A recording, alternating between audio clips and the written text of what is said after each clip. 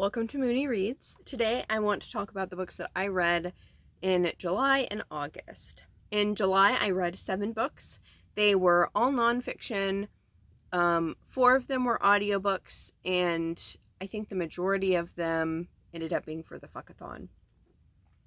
So I started off the month with Homebody by Leo Parish, which is a YA memoir by a non-binary person about their experience with gender. And this one was okay for me. I feel like there were some parts that I just kind of wanted more from. It was simple. It was good. I gave it a 3.5 stars. After that, I finished up an audiobook that I started the month before, Who is Wellness For? This is a memoir that also explores different parts of wellness culture.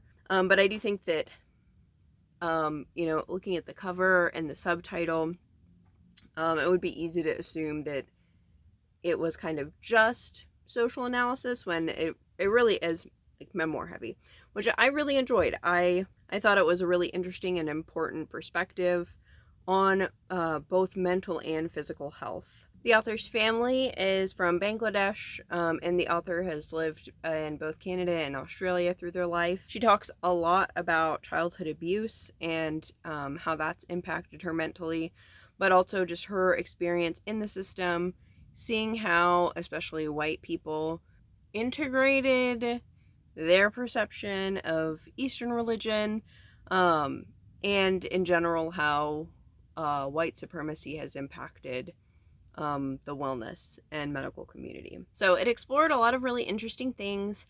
I gave it 4 stars. I did think that the last section, if my memory serves me right, I think they were talking about the environment and climate and stuff like that, and how that could be integrated into the discussion as well. It didn't feel nearly as developed as the rest of the book. I almost feel like that could have been a whole book or a whole other section on its own, more fully developed. So I started Who is Wellness For in June, which was during the Queer Lit Readathon. I ended up finishing it during Disability Pride Month, which is great because the author's talking about her experience with CPTSD and I think IBS. Among other things. After that, I read What Does Israel Fear from Palestine by Raja Shehadeh, who wrote Palestinian Walks, which I read earlier this year. That was his memoir. This one is more of a very recent history slash kind of contextualizing the things that are going on in Palestine. So this has been published really recently and actually talks about the events that happened starting on October 7th, but also all of the context before that shows that this didn't really start then. It's just sort of, there's been an escalation since then. I thought that this was really good. It is really short, so I think it's a good introduction. It's certainly not going to cover every little piece of history and things like that, but this is a really good place to start, especially if you're unsure about what's really been going on in Palestine, or if you just want a clearer picture. This is a really good explainer. After that, I listened to the audiobook of Sitting Pretty, which is a memoir by a disabled woman. She lost the ability to use her legs after childhood cancer, so she uses a wheelchair as an adult. She talks about a lot of different things in this book. She talks about her childhood, her relationships, as well as her experience as a teacher. So she is teaching a class on disability studies as a visibly disabled person in a high school setting. And as someone who has taught college level course in a high school, I have so much empathy. So it was very interesting seeing her experience with that. The other part of this that I found really interesting was her experience with amatonormativity. She doesn't necessarily use this word, but amatonormativity is the centering that society has of romantic, monogamous, heterosexual relationships like that as the end-all be-all. And even as a straight woman, that really impacts her heavily. She talks about how her first marriage, how she felt like this was, the one person that she was going to find, and the sort of pressures that she had around it. So that was really interesting, especially as I have kind of meditated on heteronormativity and how that's impacted me a whole lot. So it was really interesting seeing like a straight person talk about it, and I really related to a lot of the feelings that she talked about, kind of like being in that relationships. And it also goes to show how interlinked everything is. It might not be intuitive to everyone to think that disability would impact something like sexuality or people's experience of sexuality or romance. So that was super cool too. Then I read Decolonizing Drag. This is such a cool looking book in person, but it does not photograph very well. This was really awesome. In this, the author talks about drag and how it has been practiced across many different cultures, even if it's not called specifically drag. In that culture, the sort of like nature of cross-dressing or cross-gender performance looks so many different ways in so many different contexts, and drag has been used to talk about so many different things. The way that drag is seen in sort of mainstream culture at this moment is more playing at femininity specifically. So we're really only seeing drag queens, and I think the main assumption is that there are cisgender men playing as women, when the reality is way more complicated and way more interesting. So he talks about all of those different things, and then brings in RuPaul's Drag Race. And this was really cool to read, especially as I've really gotten into the franchise. And of course I went in knowing at least some of the criticisms of RuPaul. So in this, they're talking about how RuPaul's Drag Race kind of is the main piece of media that's showing people anything about drag, and that's the media that is centering this very Western, very binaristic, very binary kind of idea of drag. And alongside this, of course, it's further complicated with capitalism and colonization sort of just within like the entertainment and music, I meant to say entertainment and TV industries, and just RuPaul as a person, having these different issues like allowing people to frack on his land, and the variety of transphobic things that he said. Although, while some things haven't changed, like the fracking, I do think that this show has pivoted a bit. I think that a lot of what this is saying, in terms of looking at the very kind of strict notion of drag, is very true and very prominent in a lot of the earlier seasons of Drag Race. I do think that there's been more diversity more recently in terms of like a little bit more friendly towards people who are fucking with gender a little bit more in their drag. So we're seeing a lot fewer instances of things like Michelle Visage telling people that they look like boys, or really I watched the first 2 seasons actually for the first time, and those are just like, I've had a tendency to complain particularly about Michelle Visage because of a lot of the comments that she's made and stuff like that, but I don't even know who the woman is who's the main judge on the first 2 seasons.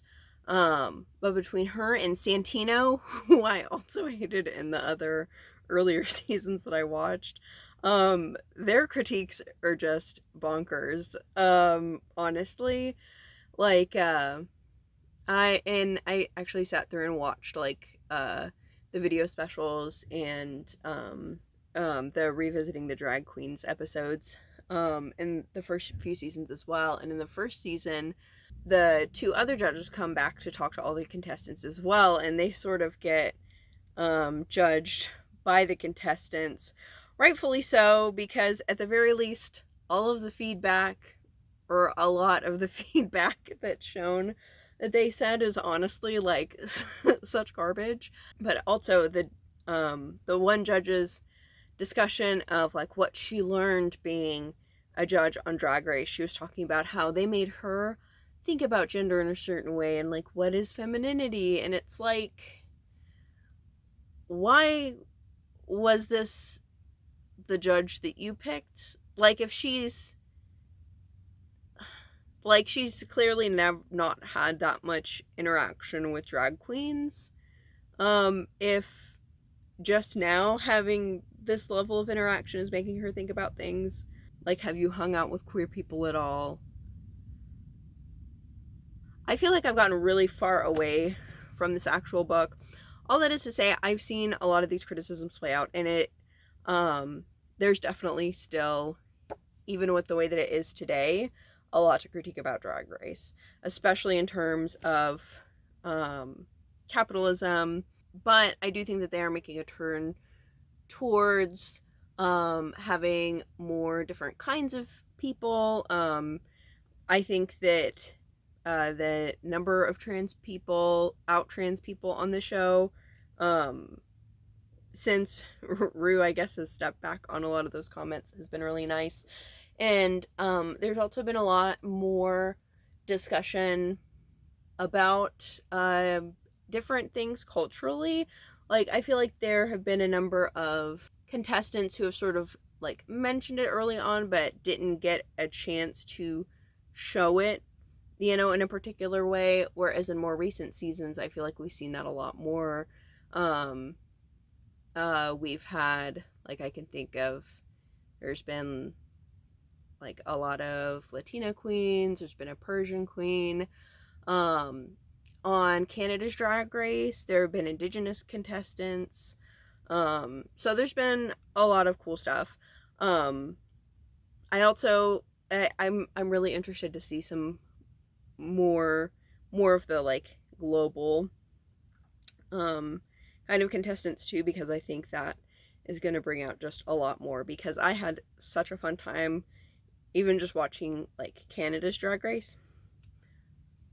I'm going off totally on a tangent. I'm so sorry.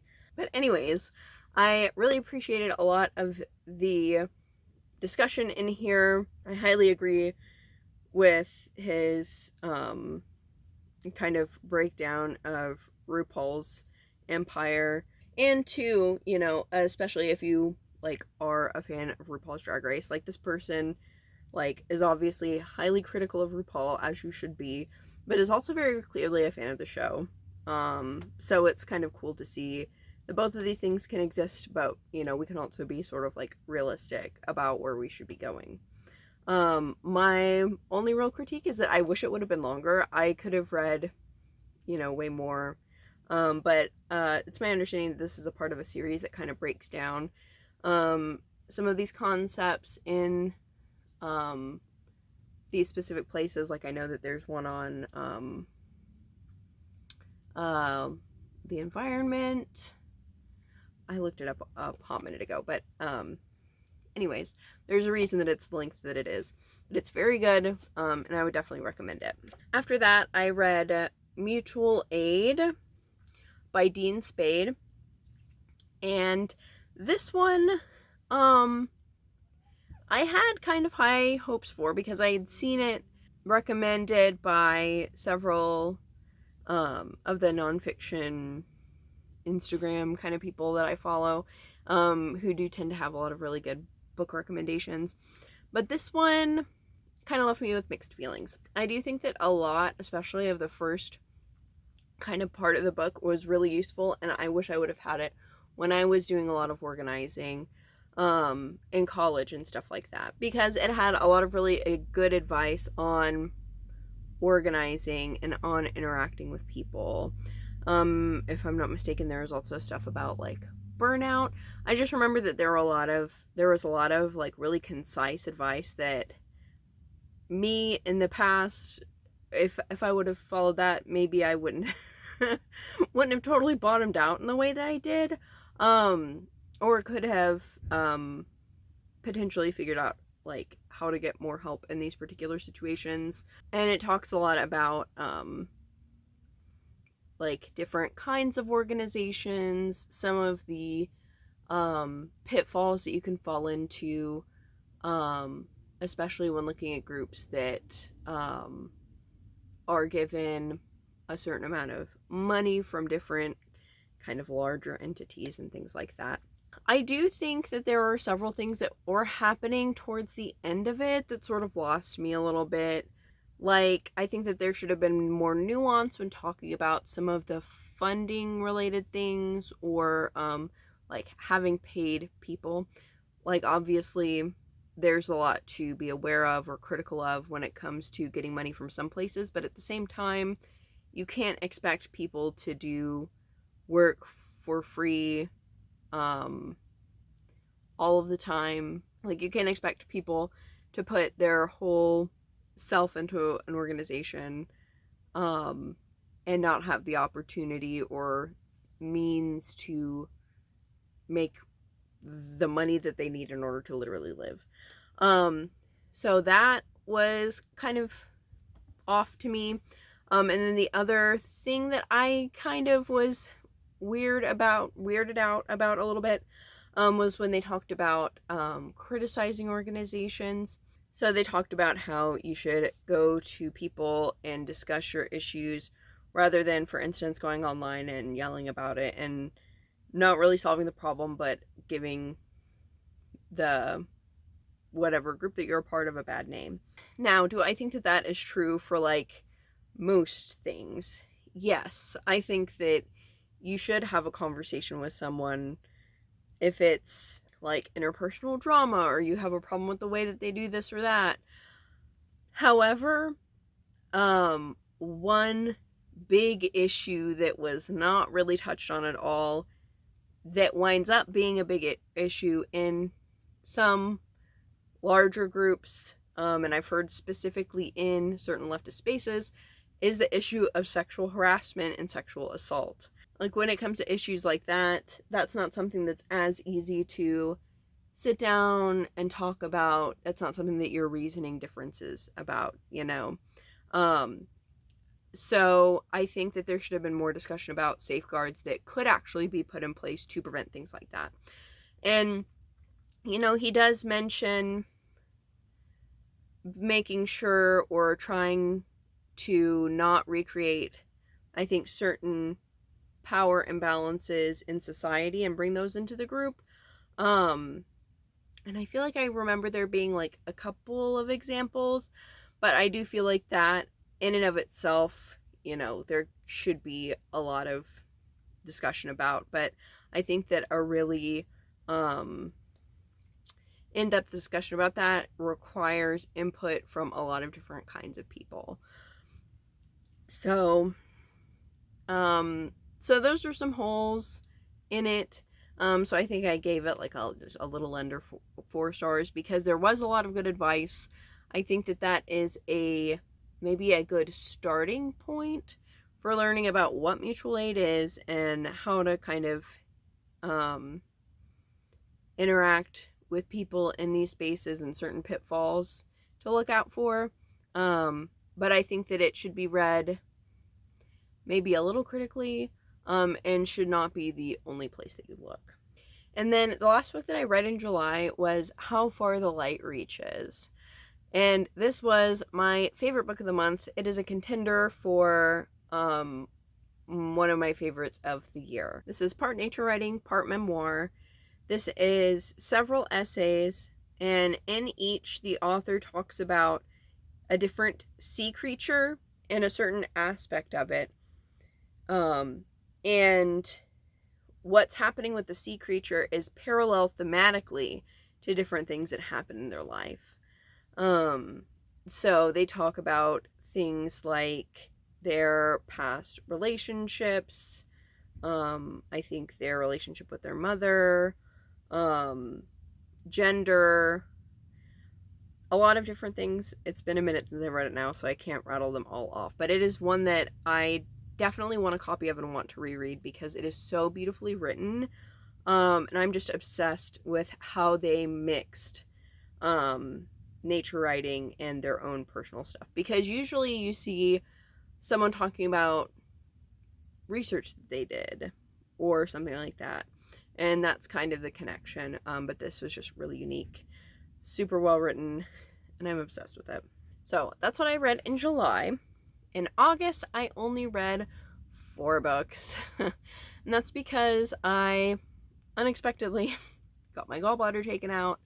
And I didn't read anything for like a little over 2 weeks, just because I was not feeling it. Hence the amount of Drag Race that I recently watched. I watched the first two seasons of Drag Race literally in like the course of 2 to 3 days. And I've watched so much Bar Rescue.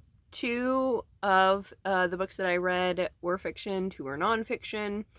And in the beginning of August, I had this whole pile of possibilities laid out based around the prompts from Read Queer All Year, because they did the elements, and of course I wanted to do like a little astrology thing.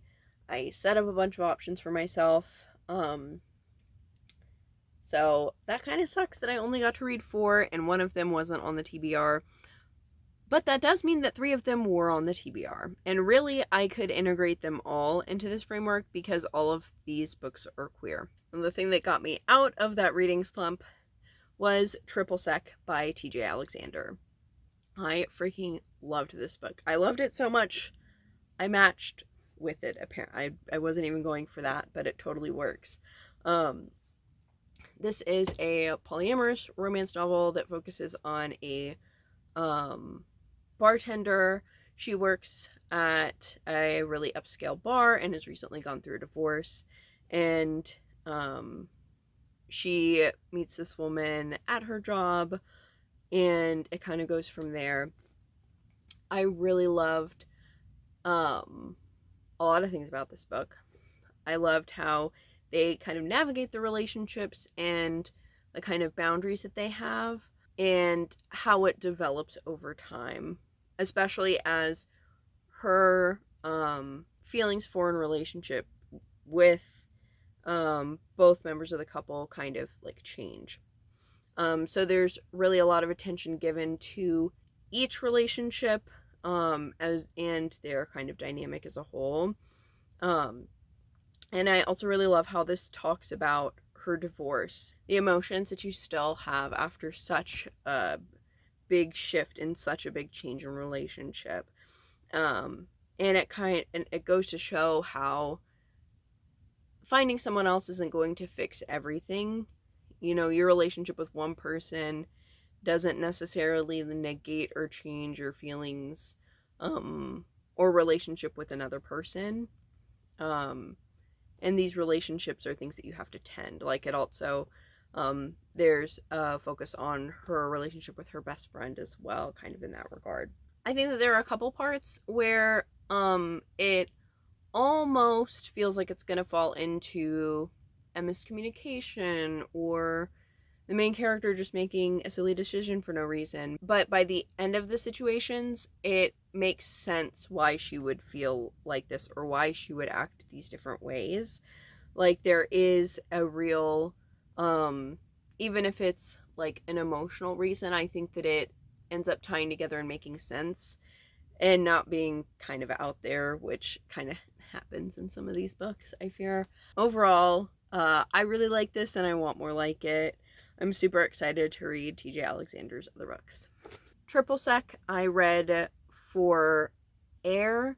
I had set this up as Libra because basically the vibes, like, it's looking at interactions between people. It's also like romance. There are fruity drinks. And I'm sure that I could sit and explain certain things in terms of the characters too. But regardless, this went for Read Queer All Year air sign.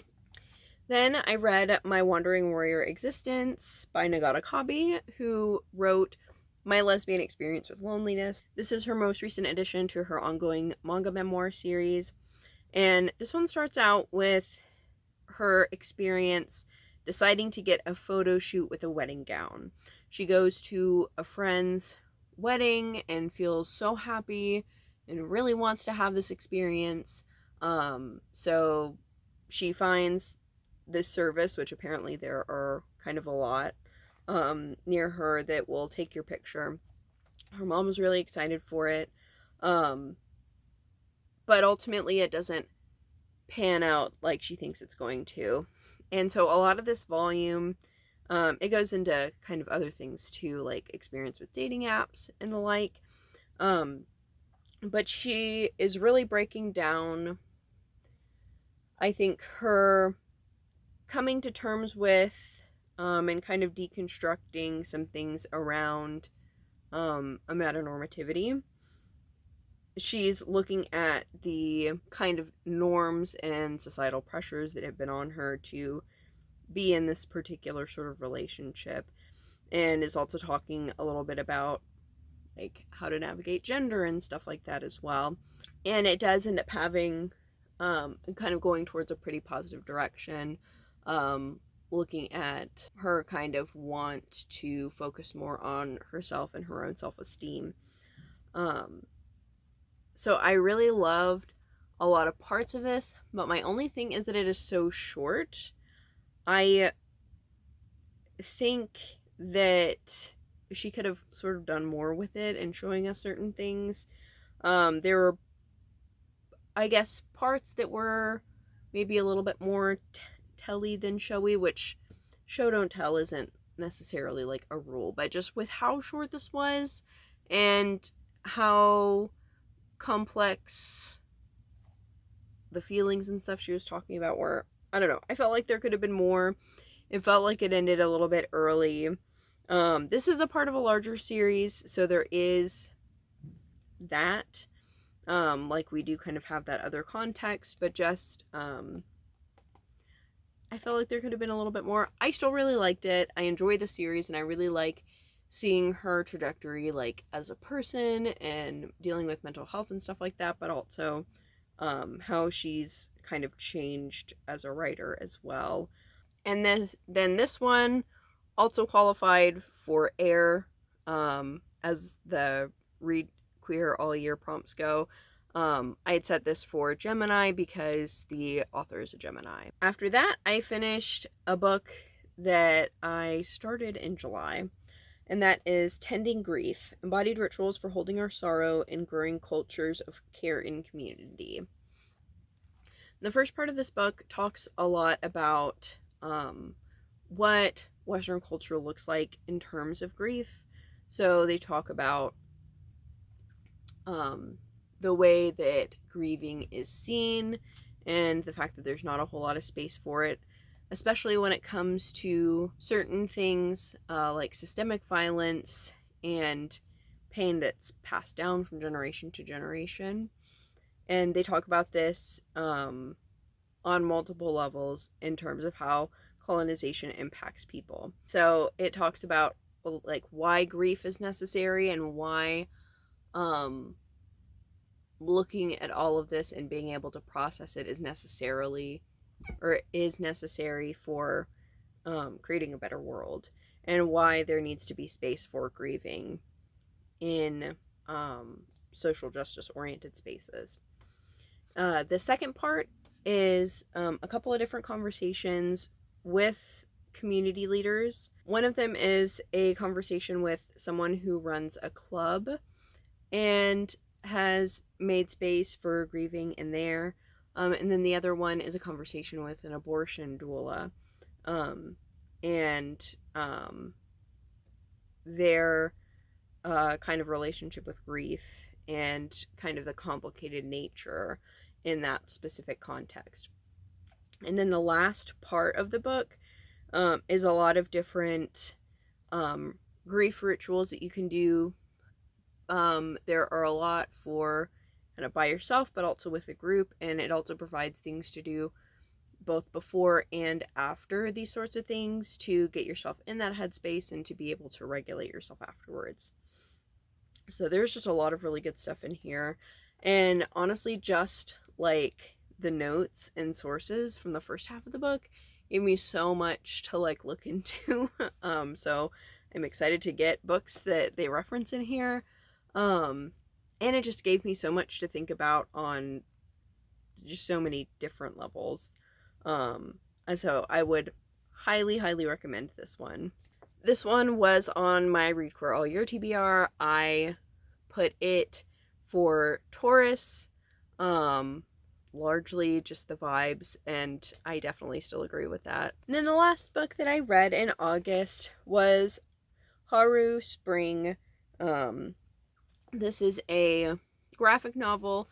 I've seen it put in both young adult and middle grade, but I think it read as middle grade. This is the beginning of an adventure saga focused on this little non-binary bird named Haru. It starts out and you learn that Haru doesn't know very much about their background, and you also know that they're bullied a lot in school. But when Haru's friend Yama finds something magical and a little weird in the river, things start getting weird and they have to go on this adventure.